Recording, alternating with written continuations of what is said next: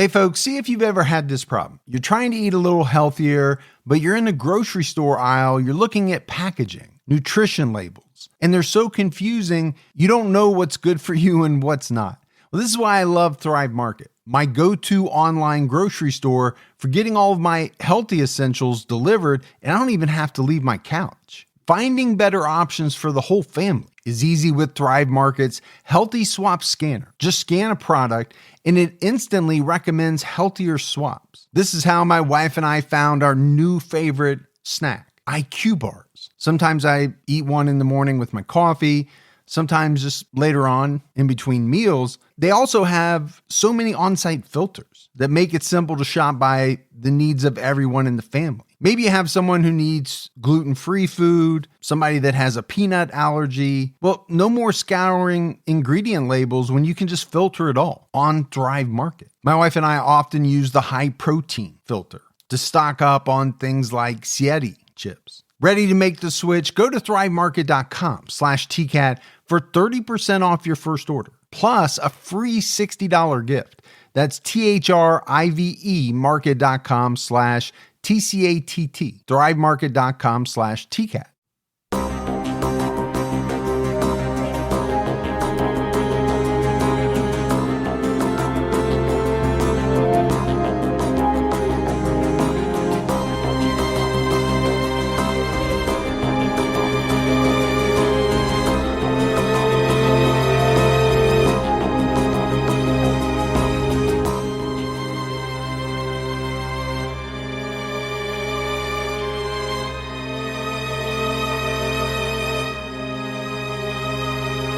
Hello, everyone, and welcome to episode 391 of the True Crime All the Time podcast. I'm Mike Ferguson, and with me, as always, is my partner in true crime, Mike Gibson. Gibby, how are you? Hey, I'm doing good. How about you? I'm doing great. You and I just had a little pizza before recording. Yeah, from my country of Italy. Italia.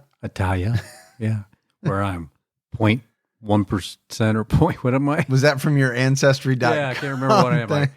I know it did not turn out anywhere near the way you thought it was going to. No, but I did got a little bit, like, you know. Yeah, 0.1%. Maybe or when I did the swab or something, I might have had some marinara in my mouth. Maybe. I don't know. Maybe. Yeah. You're definitely no Chef Boyardee. Let's go ahead and give our Patreon shout outs. We had Rags. Hey, Rags. Michelle Chappell. Well, thank you, Michelle. Robin jumped out at her highest level. You're awesome, Robin. Megan and Teddy. What's going on, Megan and Teddy? Susan Thompson. Thanks, Thompson. LaDasha Scott. That's a fun name to say. It is. LaDasha. Beth Horn. What's going on, Beth? Jimmy Nix. What's up, Nix? Carrie Kearns. Hey, Carrie. Lori Carlson jumped out at her highest level. You're awesome. Thank you so much, Lori. Lisa Boyk. What's up, boy? And last but not least, Lane Marie. Hey, thanks, Lane. And then if we go back into the vault, this week we selected Celine. Well, thank you, Miss Dion. Yeah, appreciate that.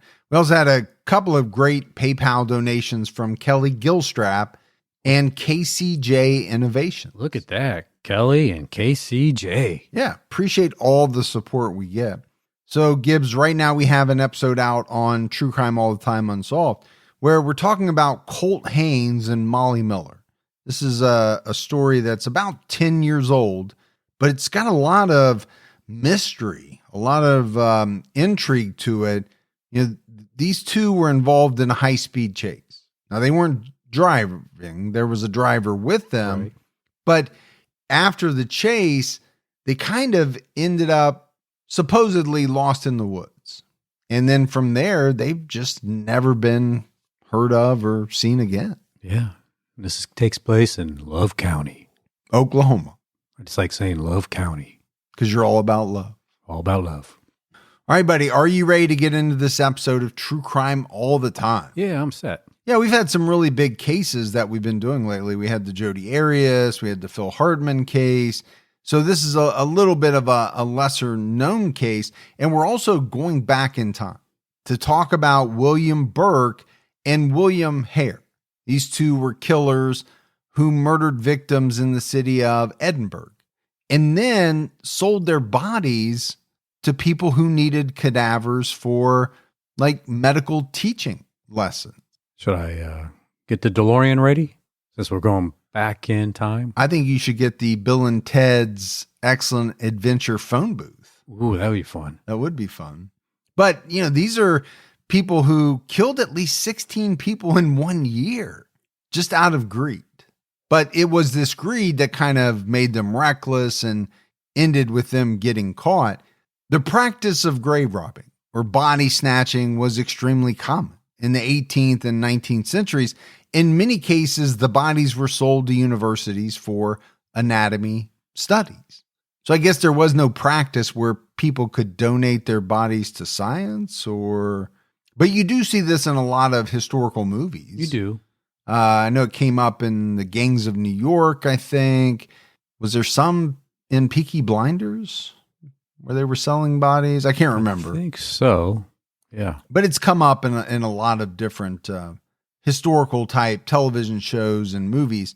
There was a high demand for bodies in the U.S. and Britain because the only bodies legally available for dissection were executed criminals. According to the BBC, in 1505, a law was passed that allowed the incorporation of surgeons and barbers in Edinburgh to dissect the body of one executed criminal per year. Barbers? Yeah, for some reason, back in the day, they used to refer to some medical personnel, I think, as barbers. It's very interesting. I need to go see the barber. No, you do not. No, because I think those were the ones that were into the leeches and, some of that type of stuff. Good leeching, though. I mean, talking about it just makes you feel so much better. Yeah, I mean, you still do it today, which I find highly irregular. Yeah, but it just, I don't know. It rejuvenates me. It'd be great if you didn't bring them to my house, though, like with them on you. I need somebody to take them back off. I can put them on, I just can't get them off. It's not so bad like on your arms or something like that. There are some places that I'm not as happy about. Well, I'm not either. That's why I want them off. Having to take them off. But let's go back to this one executed criminal per year. Back in the day, they executed a lot of people. They did. So to say you can only do one, well, how much teaching or learning can you really do? Because, they did a lot of stuff by trial and error back in the day. Yeah, you would think they would at least get 1 a quarter. So 4 a year? Yeah. That's better than 1, I guess. In 1751, the British government passed the Murder Act, which ensured a swift execution for convicted killers and denied them the right to a normal burial. Their bodies were to be donated to medical schools to help advance science. But the supply of bodies for dissection remained low.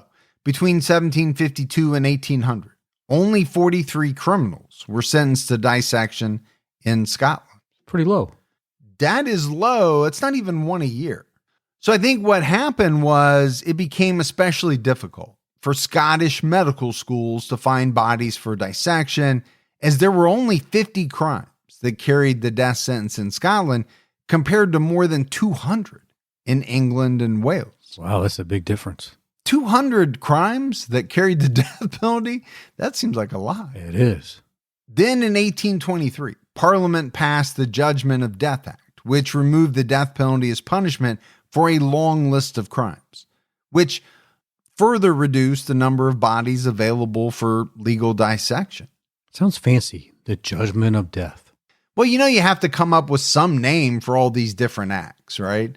That one is better than most, I will say that. But I do think it's important, right, to talk about, you have people studying medicine. Well, how are you going to train someone? How are they going to learn if they don't have a cadaver? No, that's very true. You're charging them tuition to learn how to become a medical professional. For them to do that, they need to be able to work on something. So better find a way to get some corpses in your labs. So what ended up happening was that medical schools often source cadavers illegally. And this happens with just about anything. If you need or want something and you can't get it legally, yeah, what always happens? Well, an illegal market kind of pops up. Weed was illegal for a long time. So you had people selling it illegally. Yeah, I get that. Like, hey, you got any of that weed, man? But what are they doing back then? Hey, you got any bodies laying around that we can have down here? Kind of looking for, 2 females, 1 male. You have that? We need it. Well, I don't know exactly how it went down. I wasn't there, but I don't know if it was all that different, right? You think about prohibition here in the U.S. Okay, alcohol is made illegal. What happens? Everybody and their brother starts making it in their bathtub, and then you have organized crime who is essentially raking it in, selling illegal booze. Yeah. If you have a market, people will respond to the market needs. During the 1828 Select Committee on Anatomy, one doctor stated that a body was worth between 2 and 8 guinea, which was a gold coin worth 21 shillings. The more recently a person died, the more valuable their body was. Fresh. Yeah. And I don't know anything about shillings or guineas or any of that. I was hoping you would do some of those conversions for me, but because I know you spent a lot of time at Oxford. Well, I had to. It was during my time that I was a Rhodes Scholar. To put it in perspective, though, the average laborer's daily wage was only 1 shilling. So if you could sell just one body, a person could potentially cover several months worth of wages. Well, sure. It'd probably be like $50,000 today. You must be making a lot more a month than I am. No. I'm talking about the gold, the shilling. Okay. Because I just said several months worth of wages. You jump to $50,000. That's telling me you're making $15,000, $16,000 a month. No, well, I'm thinking 21 shillings is a gold coin. Gold coin equals 21 shillings. Did you just say the inverse? I said, and knowing that, gold coin's probably worth, I don't know, $4,000 today. Where are you getting this information? How big is the gold coin? Wouldn't that have or play a large factor into how much gold? But I'm pulling it from the place I'm sitting on. Yes, your rear end. Yeah. I get it. Yeah. I do like the fact that you did the beep, boop, beep, boop, beep, boop. I know. But it's good data. It really is. Check it out. It's great data. Everything that comes out of your mouth that you are calling data. Right. And you say is great. Yeah. Generates really from my ass. Sometimes it does, but people love it. So stealing a body from its grave was technically not illegal in Britain until the passage of the Anatomy Act in 1832. It was illegal, however, to dissect the body and steal items other than a corpse. So that makes no sense to me. You could dig up a corpse. Yeah. Just leave the jewelry behind. But you couldn't take anything from the body. And once somebody dissected the body, that was illegal. So the grave, not even a robber, it's a grave taker. Because you can't really be a grave robber if you're not really doing anything wrong. Yeah, I see what you're saying. So before the passage of this act. Now, after the passage, it was illegal. Right. But, grave robbing was still considered highly immoral, and the practice of dissection went against many people's religious beliefs, which is why it was used as a form of punishment for criminals after their executions. Now, I know we've already killed you for your crime, but we're going to further punish you by allowing you to be dissected and used for science. How do you like that, person? And, a lot of those things throughout history have been kind of influenced by people's religious beliefs. Sure have. The physicians and med students who purchased bodies didn't seem to care much about where they came from and were more than willing to buy from body snatchers, also called resurrectionists. Wonder how you put that on a business card. Yeah, I don't know that they had business cards back then, but not like you. You have a whole stack of business cards, And every one of them is different. Depends on what the need is. Yeah. It's like Mike Gibson, body snatcher, Rex West, entertainer. You just have a ton of different business cards. When I hear someone that has a need, I'm like, hold on. And then I just kind of flip through my little business card Rolodex to find one. That's right. So what ended up happening was that body snatching became very lucrative, but it was also risky. Resurrectionists most frequented lower class graveyards because they were unlikely to be guarded. They typically worked in teams because they had to dig, remove, and transport bodies without detection. So a lot of money involved, but my thinking is this is quite a bit of work. It's a lot of digging. Yeah, just to dig, that's a lot of work. To haul the body, and then, somebody's got to be lookout, probably. You think they put the dirt back in the hole? Hey, Luke, put that dirt back in that hole. You talking about Cool Hand Luke? Yeah. Yeah. Move that dirt. I don't know why you would go to the trouble. I guess if you wanted to cover up the fact that you had just robbed the grave, but wouldn't it be pretty obvious that you have this fresh mound of dirt? Yeah, that's true. Unless you hit one that was just, a day or two before. And I would think a lot of times maybe that's what they did because remember, they're getting paid more for a person who had not been dead that long. It's going to be easier to dig because the soil's already kind of broken up and loose. Yeah, absolutely. In order to avoid their loved ones' graves being robbed, family members of recently deceased people sometimes hired guards to watch over graves, built cages around the coffins, or used burial vaults. After the infamous Burke trial, a person who was killed for the purpose of selling their body to med school was said to have been burked. You've been burked. It's kind of like you've been gibbied. Yeah, but to be gibbied is a good thing. Really? Because I thought it meant like bamboozled, hustled. No. It's stupefied, discombobulated. No, you want to be gibbied. William Burke and William Hare were both from Ireland, but details about their early lives are hard to come by. Obviously, we're going back hundreds and hundreds of years here. William Burke was born in 1792 in Orrery, Ireland. Orrery, Ireland, yes. Yeah. Actually, you probably said it much better than I did. Burke came from a middle-class family. He and his brother joined the British Army as teenagers, but Burke left the military when he got married. According to the website Historic UK, they had 2 children. The marriage didn't last. Around 1818, Burke got into an argument with his father-in-law over land ownership and abandoned his family. Those are my potatoes. Well, it must have been a heck of an argument to get into with your father-in-law that resulted in you saying, you know what? I'm out of here. I'm leaving. I'll never see any of you again. He traveled to Scotland and got a job as a laborer working on the Union Canal, which runs from Falkirk to Edinburgh. Burke met a Scottish woman named Helen McDougall. They were in a committed relationship for the rest of his life, but they never got married.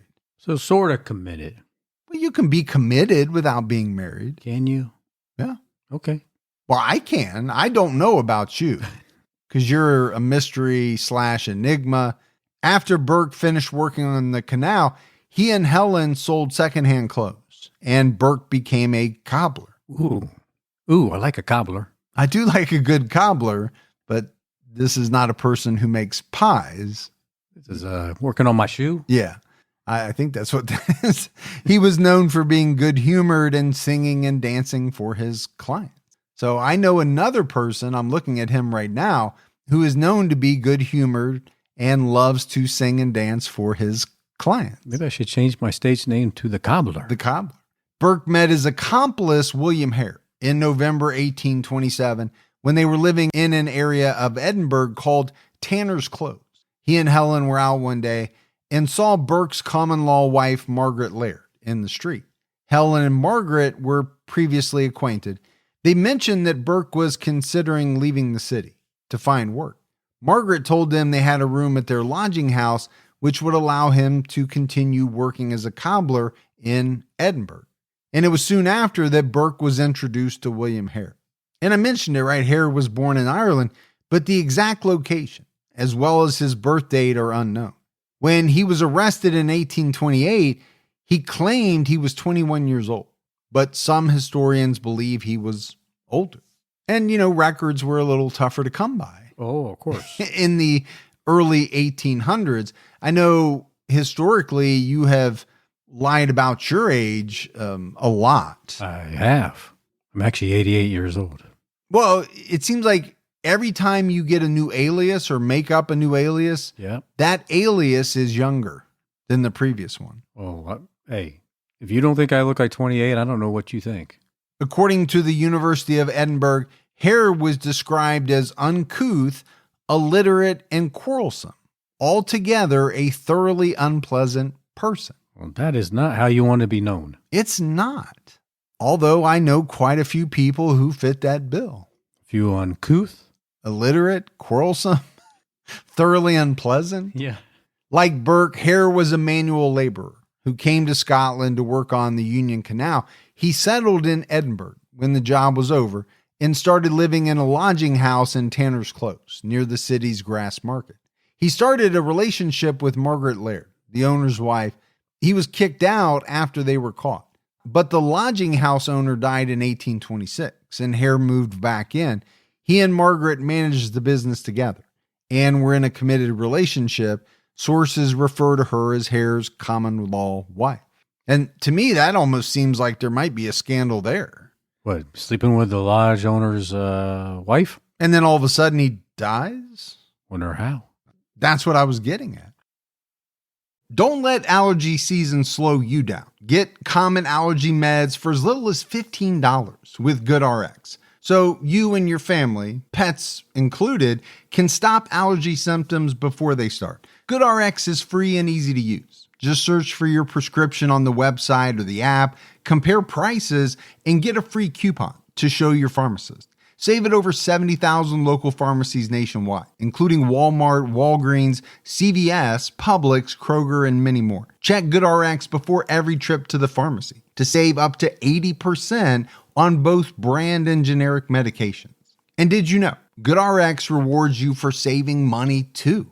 Join GoodRx Rewards today and earn points every time you use a coupon. Remember, GoodRx is not insurance, but works whether you have insurance or not. And it could be your insurance copay price. I've been using GoodRx for years, and I can't tell you how many times I have saved money even with my insurance. Stop allergies before they start and save big on allergy medications this season with GoodRx. Go to goodrx.com/TCAT. That's goodrx.com/TCATT.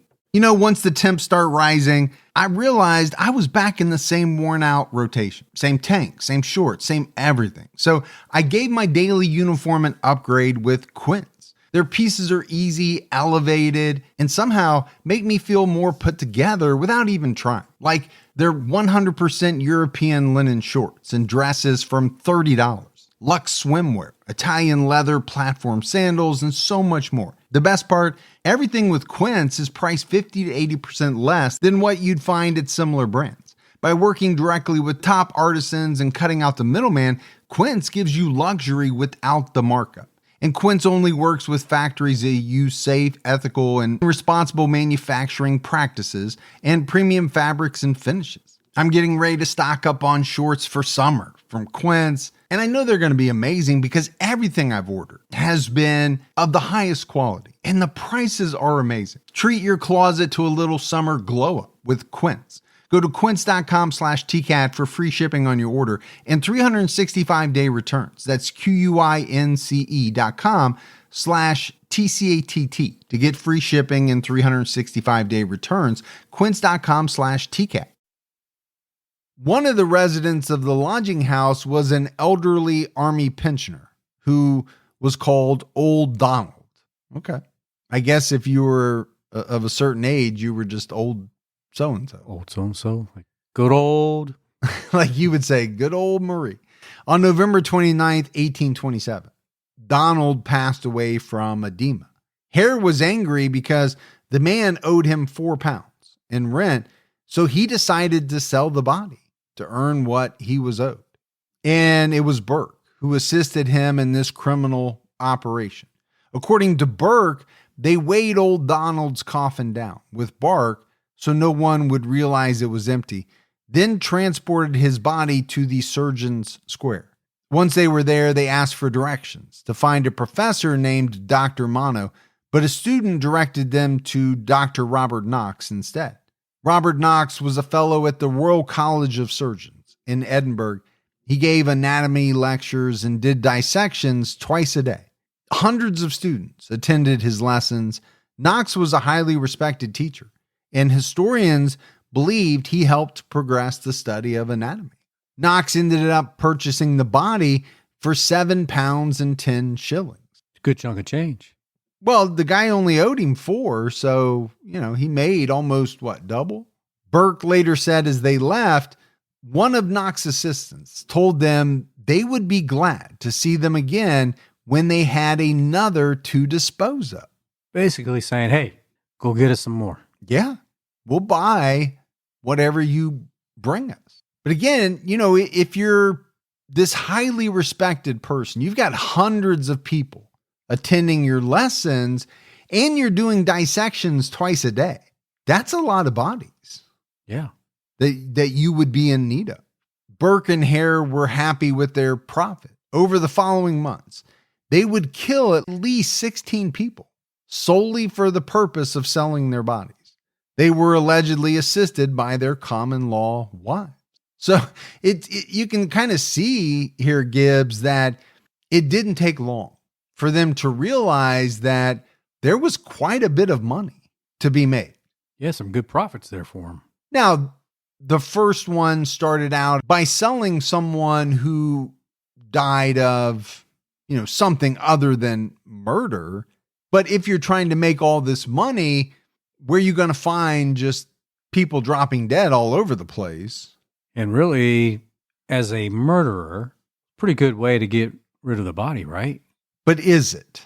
Well, if they're going to dissect it and have their hands on it and...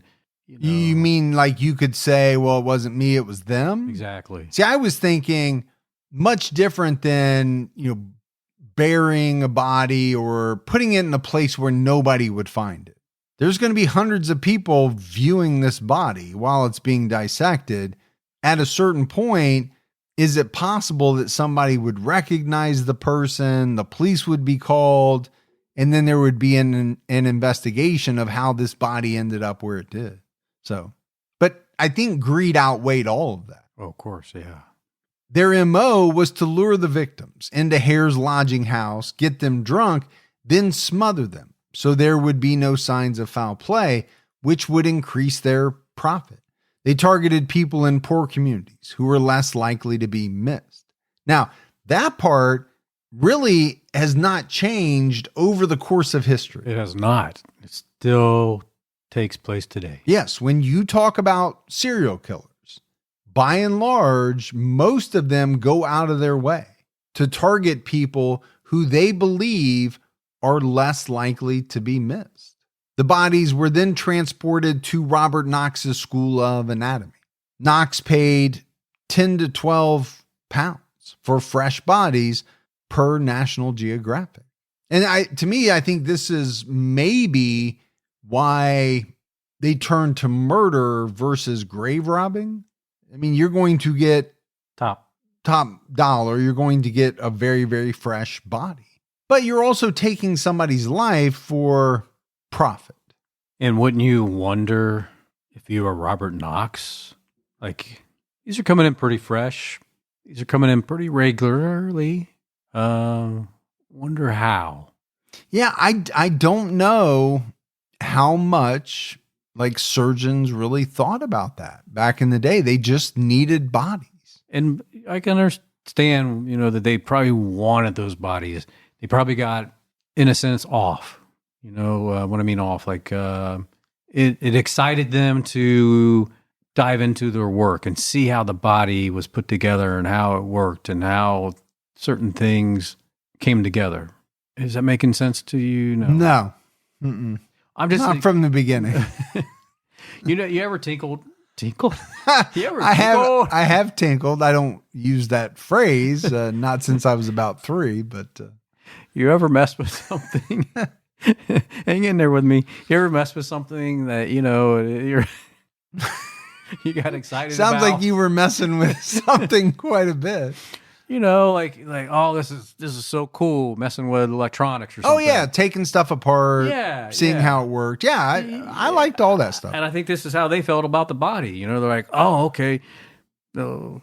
Well, I think there's a part of that, but they're also teaching. Yeah. So there's a need for it because they've got to put on this class. Right. And to do that, they need a body. So I don't know, back to your point, I'm sure they had a feeling that there was something not quite right. Yeah. Maybe not quite legal about it. But don't ask. But I think it was more like, we don't care. Yeah. But we don't know. Doesn't hurt us. Yeah. If we don't know, we'll just go with it. In January or February 1828, Burke and Hare decided to capitalize on an unfortunate tenant's illness. The men learned that a resident named Joseph had fallen ill, but they were too impatient to wait for him to die of natural causes. Burke and Hare gave him whiskey, and Hare suffocated him while Burke held him down. And my thought is that, in the early 1800s, people died young and often. Yeah, I don't think the life expectancy rate was very high. No, not at all. So here you have a guy who had fallen ill, but they're so greedy that they just can't wait for this guy to die. They have to hurry him along so that they can get their money. They enjoyed the payday. I think it was all about the payday. I don't know that they enjoyed killing like other killers that we talk about, right? There are some killers, quite a few, in fact, who enjoy snuffing the life out of other people. For sure. And then there are people who do it for money and all kinds of different reasons. I think they were all about the money. The next two victims were Abigail Simpson and an English lodger, but the order of events is disputed in Burke and Hare's confessions. The Englishman became sick while staying at Hare's lodging house, which is why he was killed. Abigail Simpson was a pensioner who supplemented her income by selling salt. Got your salt right here. It's not bad. Governor. Not great. Not bad. Burke said in his confession that on February 12th, 1828, they invited Abigail to Hare's lodging house and gave her alcohol. She was too drunk to return home, and they killed her. They put her body in a tea chest and sold it to Knox.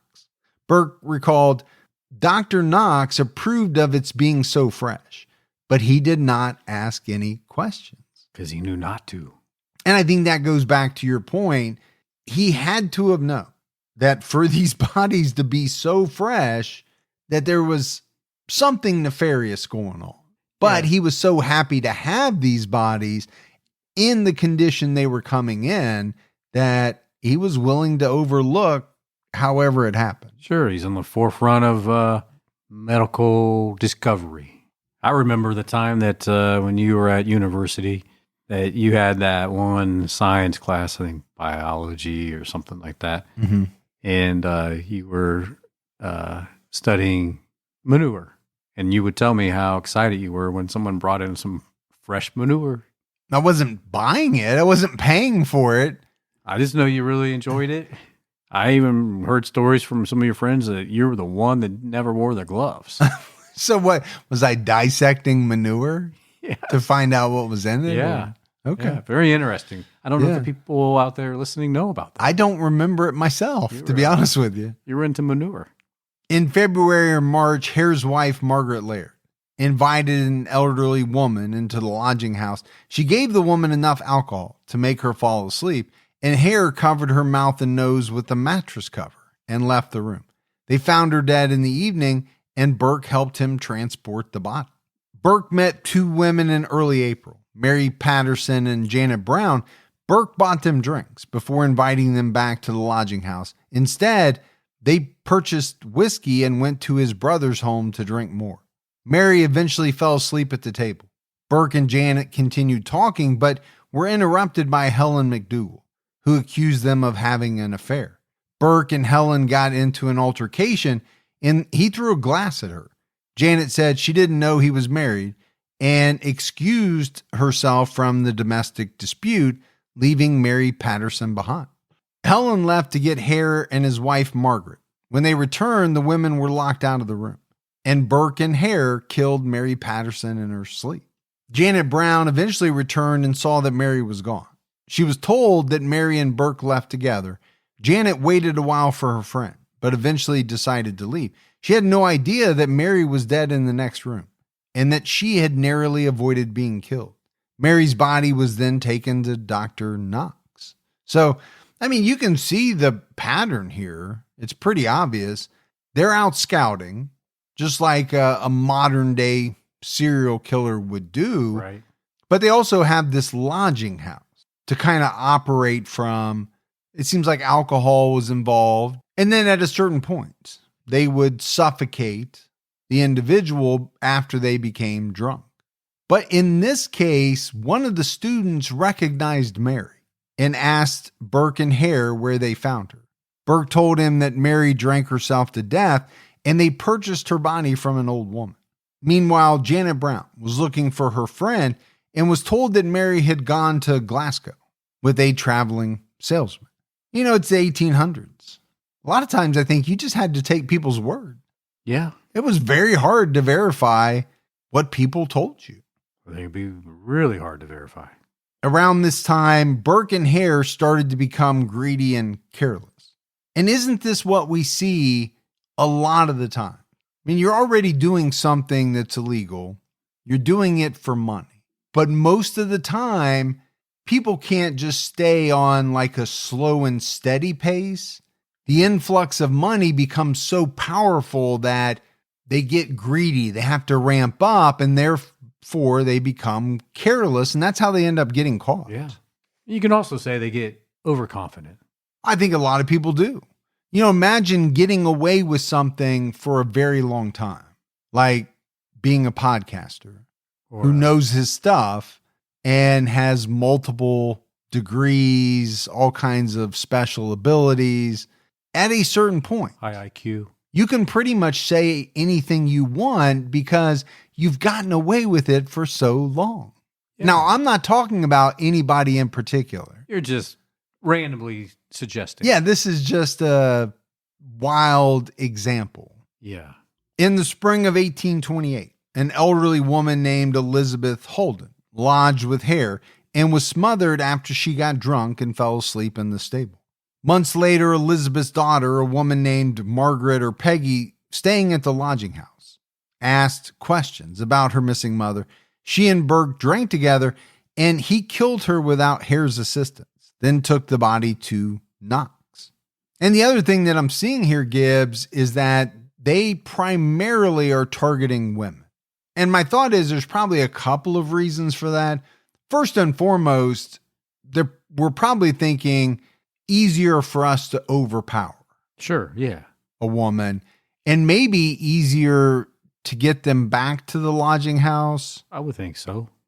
Based on maybe some type of ruse of a romantic encounter or something along those lines. But some of Knox's students recognized Elizabeth Holden and her daughter when their bodies were delivered to the anatomy school. And, this was something that I thought would come up. You're talking about hundreds of students seeing these dissections. At what point would somebody in the crowd happen to know one of these individuals, maybe start to ask questions? Yeah. Hey, that's my friend. Or that's my friend's mother, right. Or, whatever it may be. If you think about it, this Dr. Knox is being pretty indiscriminate in buying bodies. He doesn't know who these people are. He just wants the fresh body. When it's not like, you're getting them from another country or even another city. These people are all coming locally. Yeah. So a much higher chance that they're going to be recognized. Yeah, it's just a matter of time, right? Which it was before it got to this point. In May 1928, an elderly woman lodged with Hare and was smothered by Burke alone, then sold to Knox. After this, a woman named Effie, who scavenged through trash to find items to sell, was lured into the stable by Burke. Burke knew Effie because she sold him leather scraps for his cobbling business. Hare also participated in this murder. And I think what we're seeing here is, they started out kind of doing this together. And then at a certain point, they must have felt comfortable, each of them murdering on their own. Well, maybe they were doing this because they could kill more people. Well, yeah, if you have two people acting independently, I guess you could. I also thought it was interesting that Burke chose to murder a woman with whom he did business. This wasn't a stranger. So I feel like these two were taking a lot of risks. Number one, they were killing these people at the lodging house. What are the chances that someone saw these women going to the lodging house with these men? Sure. And then they were never seen again. Now he chooses to kill someone who sold him leather scraps for his business. Burke found the next victim when he was out in the city. The woman was drunk and being escorted home by a constable. Burke offered to walk her home. The officer agreed, and she was taken to Hare's lodging house where she was killed. To me, that seems risky. Very risky. The police officer saw me with her last, but obviously it was not a concern. Yeah, they didn't seem to have really any concern. In June, Burke and Hare killed an old woman and a dumb boy who was her grandson. This was a direct quote from Burke's confession. According to Burke, the boy was sitting by the fire in the kitchen. While his grandmother was smothered in a bedroom, they picked the boy up and carried him to the same room where he was also killed. According to Historic UK, Hare broke the boy's back across his knee. Burke would say that this murder disturbed him the most. I would think it would be very disturbing. Well, you would think all of them would, but they didn't seem to have a problem killing women at all. Burke seemed to have a problem with Hare killing this boy. And maybe it is in the way that he did it. I mean, that's such a graphic scene. Yeah. Breaking a boy's back over your knee. I'm trying to figure out why he was called a dumb boy. Yeah, I don't know why he called him that. Maybe he had, what we would today call some type of learning disability or something like that. Now, most of the bodies were transported in a tea chest, but the chest was too small to hold two bodies. Burke and Hare put the woman and her grandson into a barrel, which was loaded onto a horse-drawn cart. Hare's horse refused to pull the heavy load all the way to Knox's lab, so he had to call a porter to bring the barrel to Surgeon Square. Hare was so angry, he shot his horse later that night. Wow, that solves the solution. You don't want to pull this body, this barrel? Well, I'm going to shoot you. Yeah, to me, it's just another indication of what these guys were all about. It seemed like, to me, everything in their lives centered around finding people to sell to the doctor. And, here he's got a horse who doesn't want to pull the load. And so his first thought is to get rid of the horse. And I don't know if he did, but I'm assuming get a new one. On June 24th, Burke and Helen McDougall traveled to Falkirk to visit Helen's father. Burke knew that Hare was short on money and had recently pawned some of his clothes. So he was suspicious when he returned to Edinburgh and saw Hare with new clothes and cash. And I don't know how these guys could be short on anything. When it comes to money, they've been killing a lot of people and selling their bodies for money. But they could also have a spending problem. Well, that's true. There are some people who it doesn't matter how much they make, they spend it faster than they can make it. Even the smallest step forward can make a big difference in your financial future. When you open a Chime checking account, you're one step closer to a better financial future with no maintenance fees, fee-free overdraft up to $200, or getting paid up to 2 days early with direct deposit.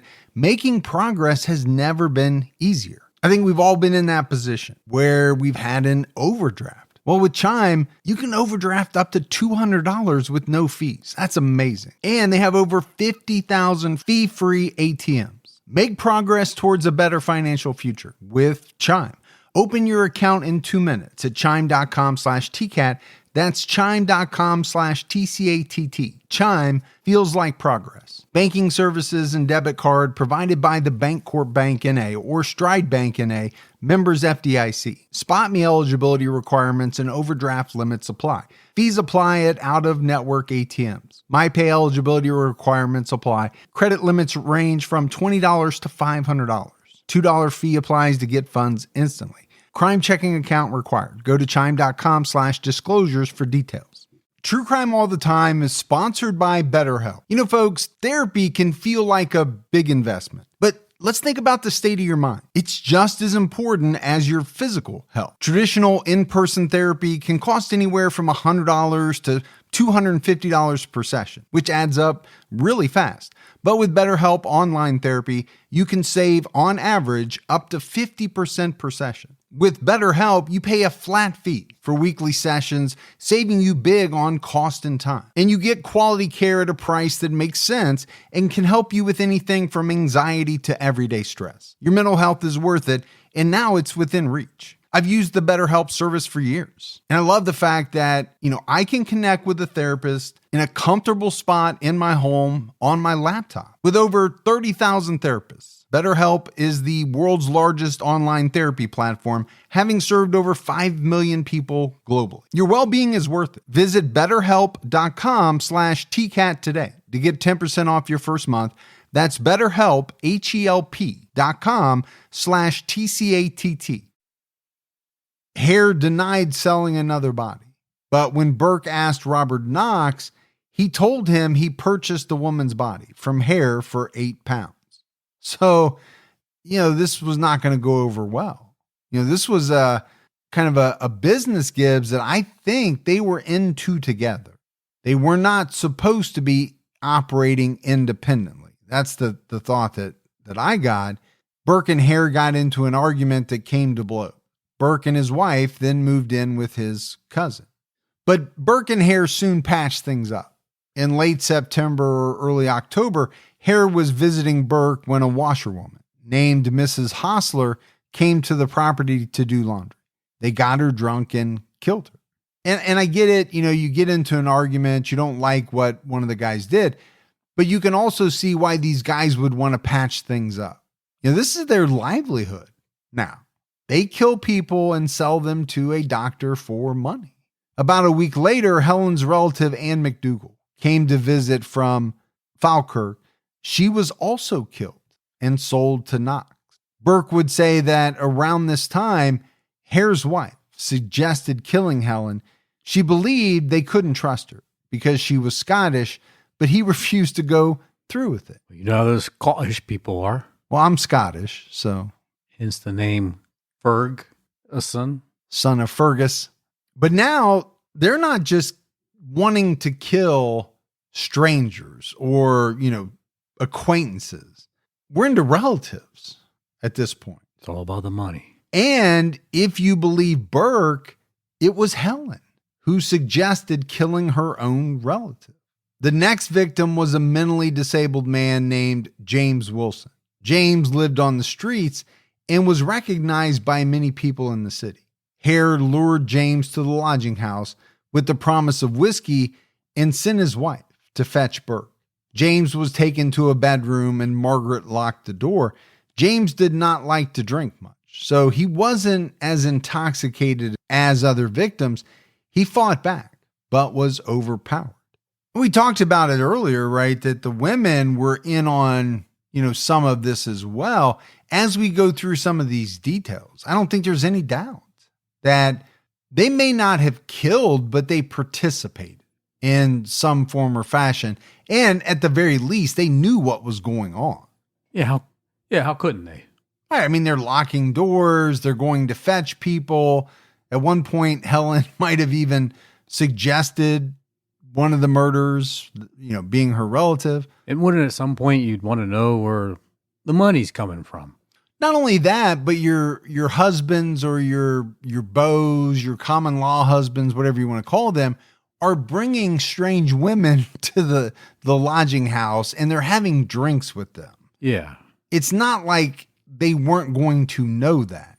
I think they knew that and they knew exactly why they were doing it. But there was a problem with James because some of Dr. Knox's students recognized his body when it was brought to the anatomy school. And that doesn't surprise me. We said that, here's a guy who lived on the street. A lot of people knew him. They saw him every day. When it became public knowledge that James was missing, Knox removed his head and feet before the dissection took place. Well, he said, I'll take care of this problem.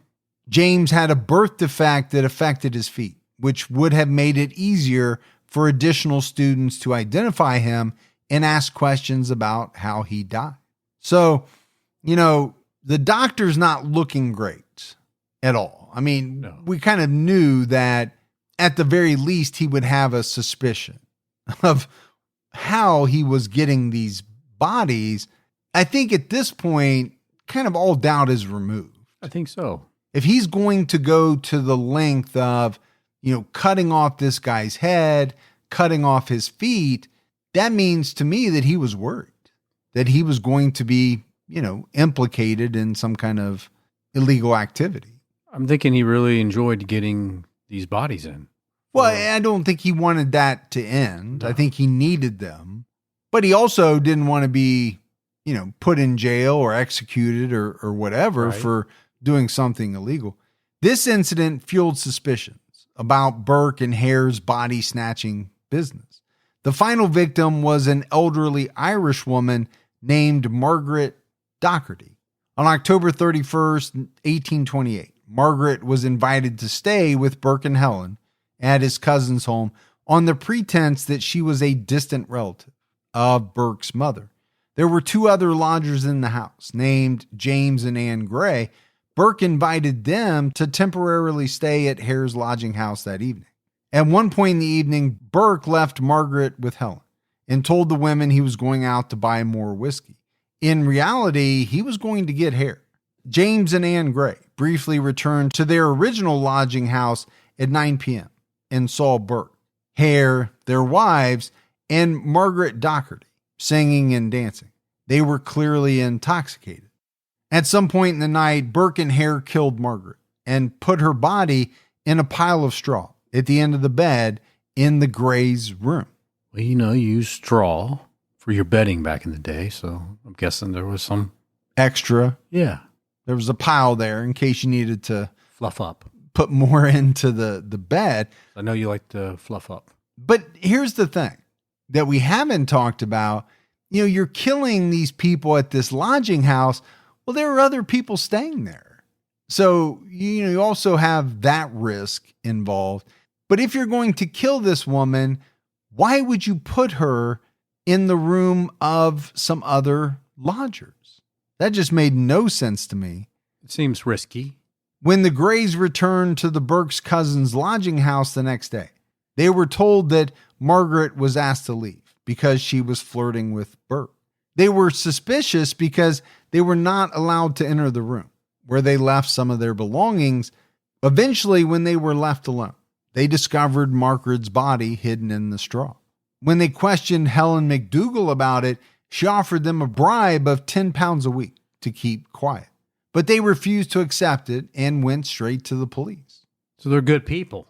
Unlike pretty much everybody else that we're talking about in this story. Yeah. But again, just how dumb was it to stash this woman's body in their room? And why would you leave them alone with it?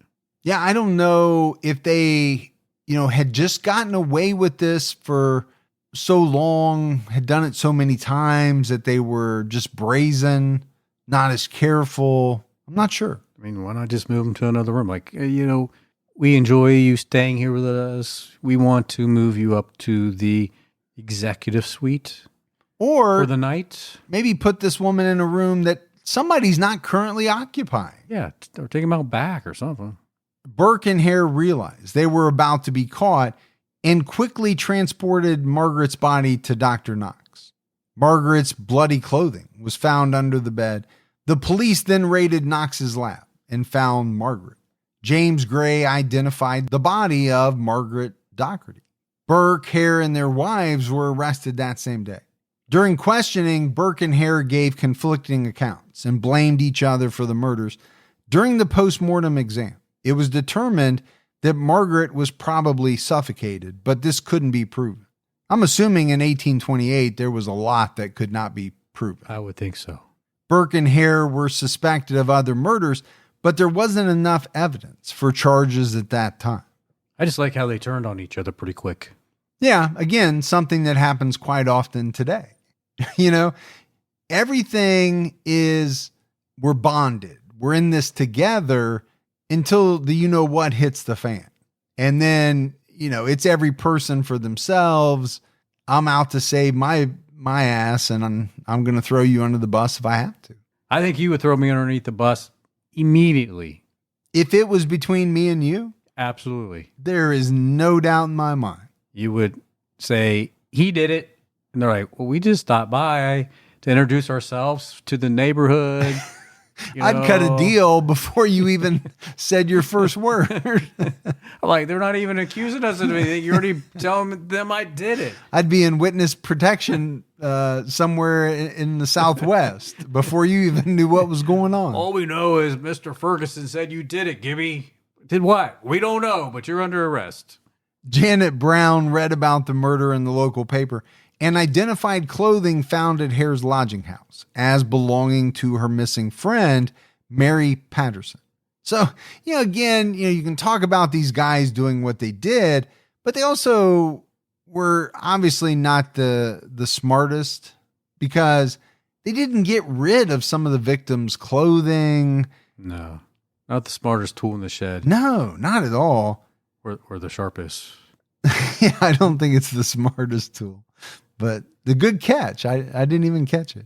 The police were worried about the lack of evidence in this case, so the Crown offered Hare immunity in exchange for his testimony against Burke and Helen. He readily agreed and gave details about the murder of Margaret Doherty and 15 other deaths. And I wonder how that went down, because you would think it could have just as easily been Burke getting the immunity to roll over on Hare. Always comes down to the first one willing to make the deal. And maybe that's exactly, how it went. You say that a lot, and it is true. I've made a lot of deals in my day. And you've rolled on a lot of people. Got to do what you got to do.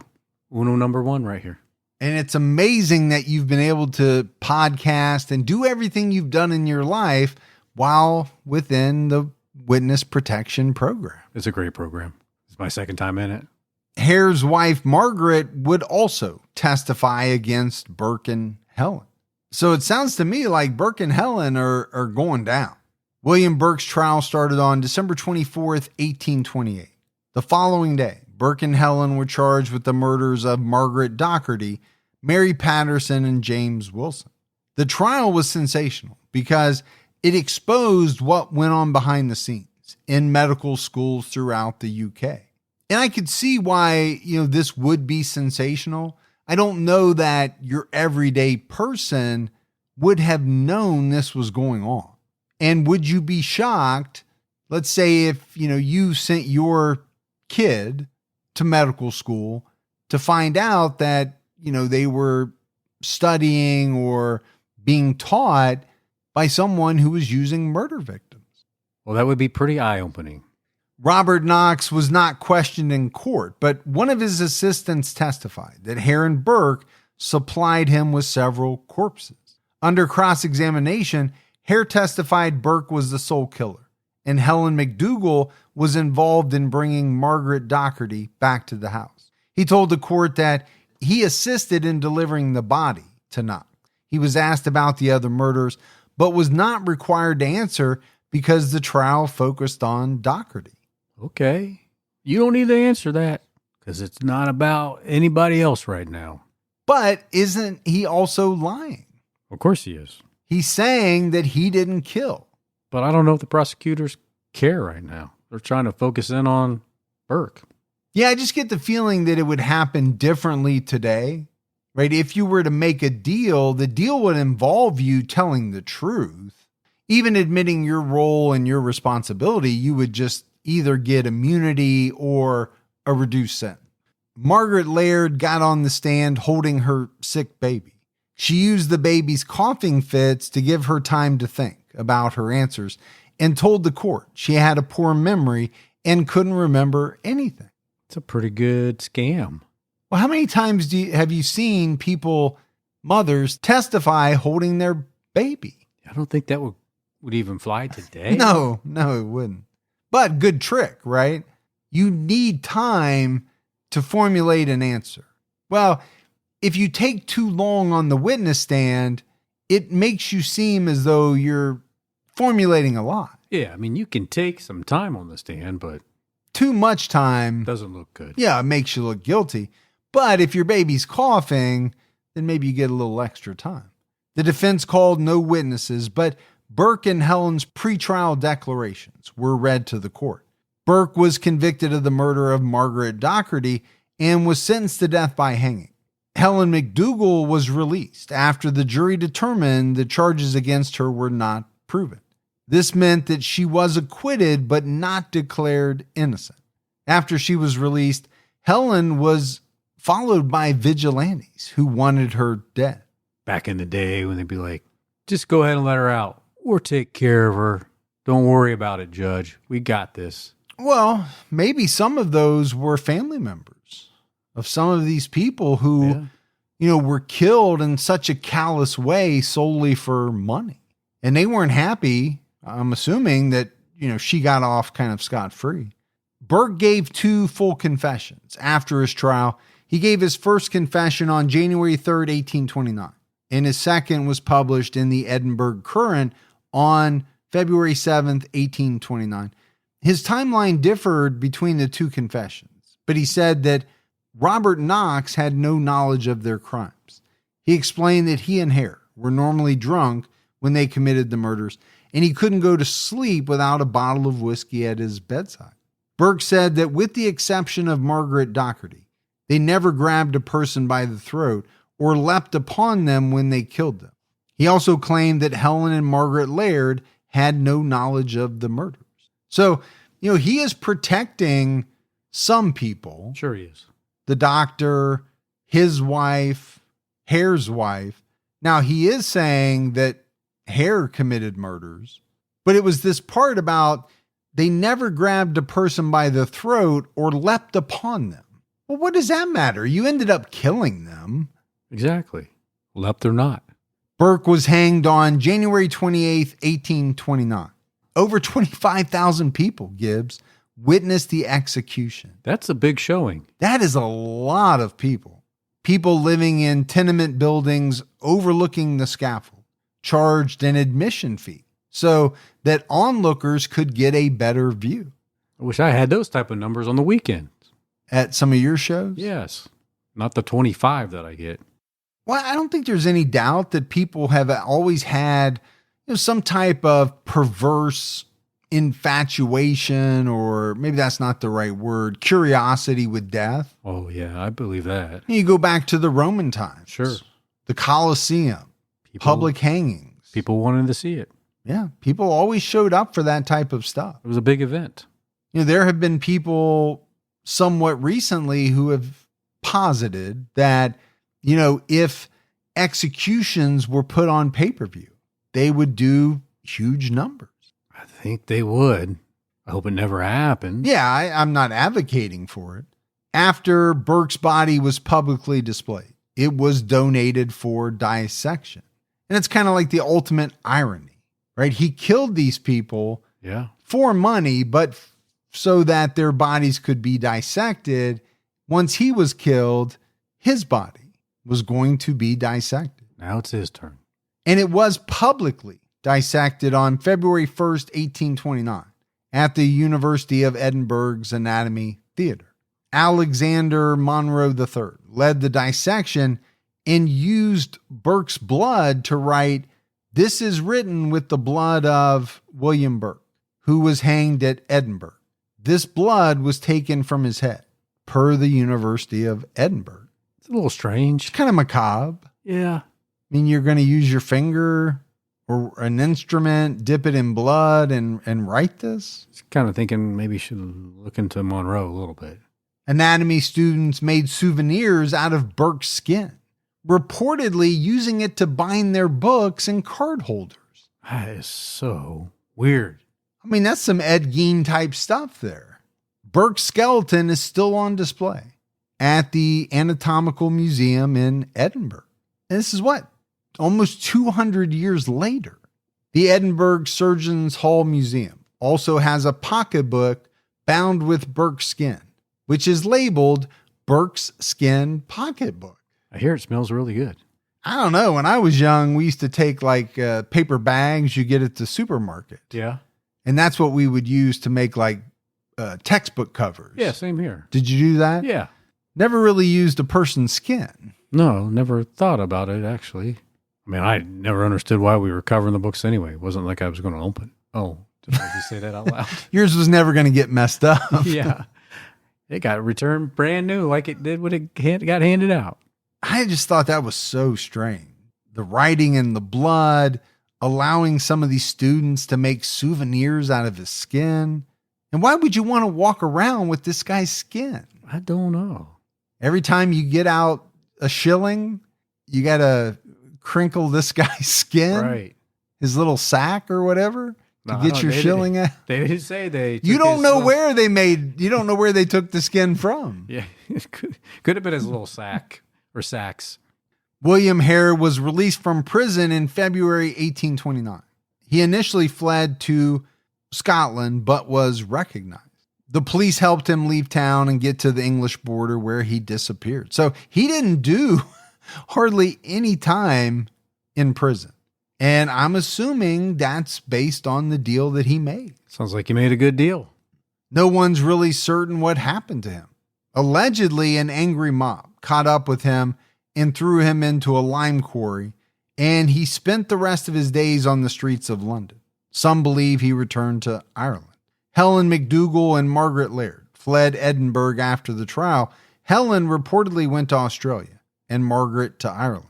It would be several years before Robert Knox was able to move on from the public condemnation of being involved in the scandal.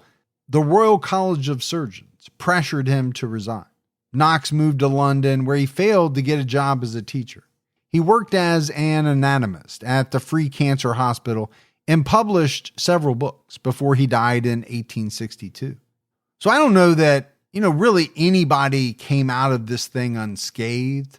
Obviously, Burke lost his life. He was hanged, but everybody else involved, to a lesser degree, had their lives changed, altered. People were after them.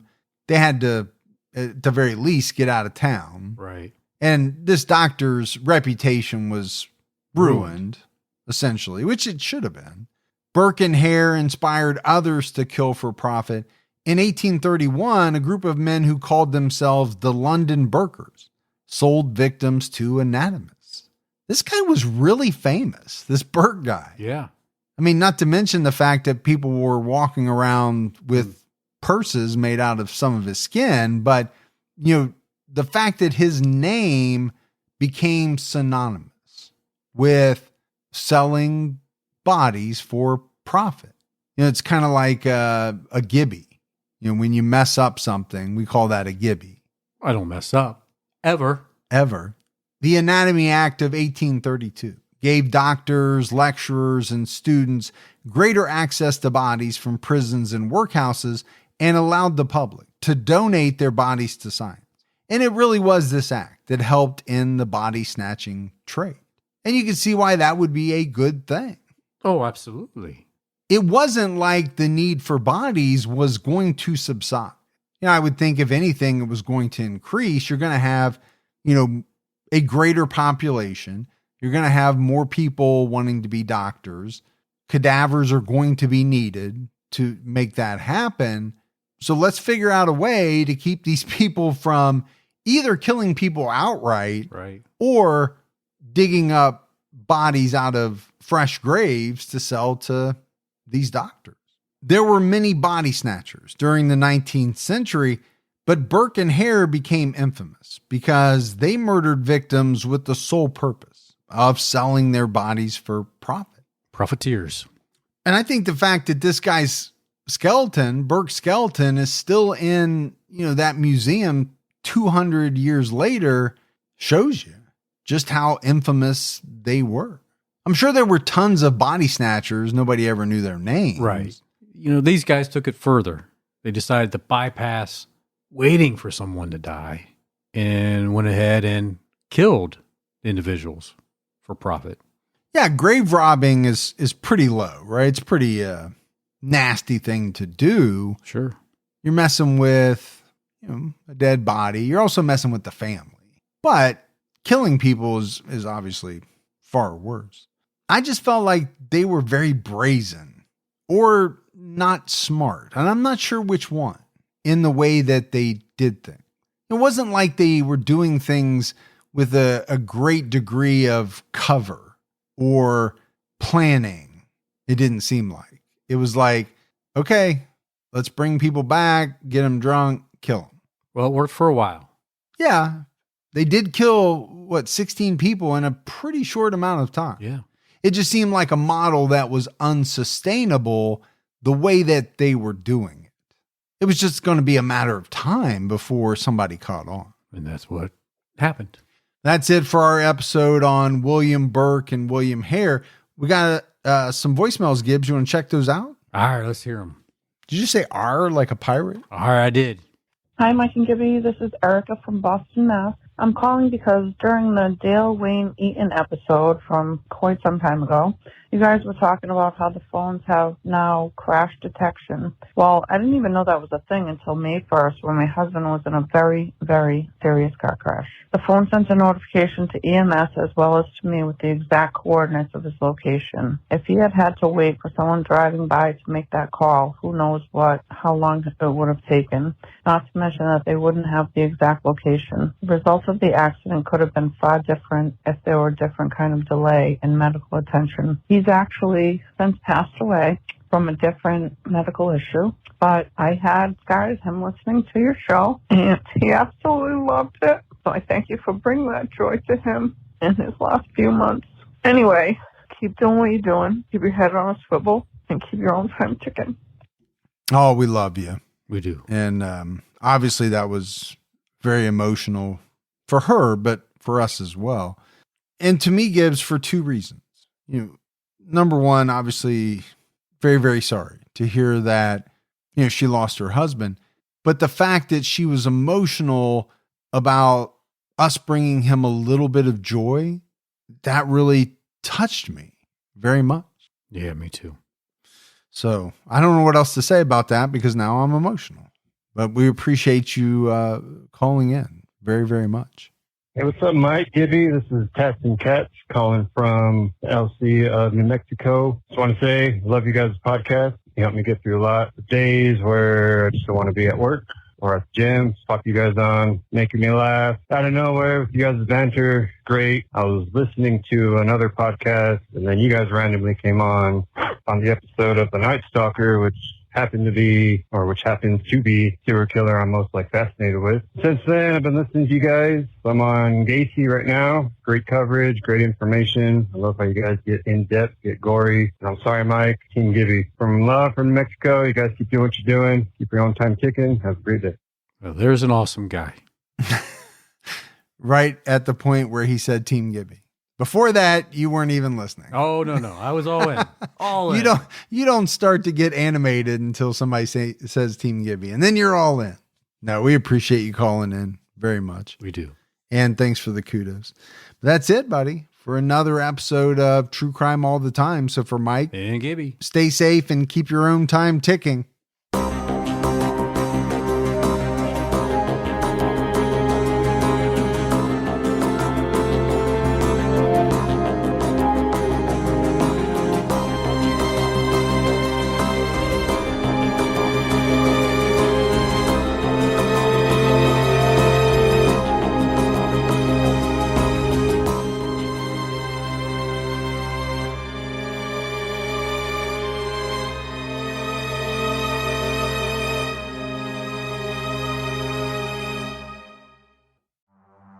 In the early hours of December 4th, 2024, CEO Brian Thompson stepped out onto the streets of Midtown Manhattan. This assailant pulls out a weapon and starts firing at him. We're talking about the CEO of the biggest private health insurance corporation in the world. And the suspect, he has been identified as Luigi Nicholas Mangione, became one of the most divisive figures in modern criminal history. It was targeted, premeditated, and meant to sow terror. I'm Jesse Weber, host of Luigi, produced by Law and Crime and Twist. This is more than a true crime investigation. We explore a uniquely American moment that could change the country forever. He's awoken the people to a true issue. Finally, maybe this would lead rich and powerful people to acknowledge the barbaric nature of our healthcare system. Listen to Law and Crime's Luigi exclusively on Wondery Plus. You can join Wondery Plus in the Wondery app, Spotify, or Apple Podcasts.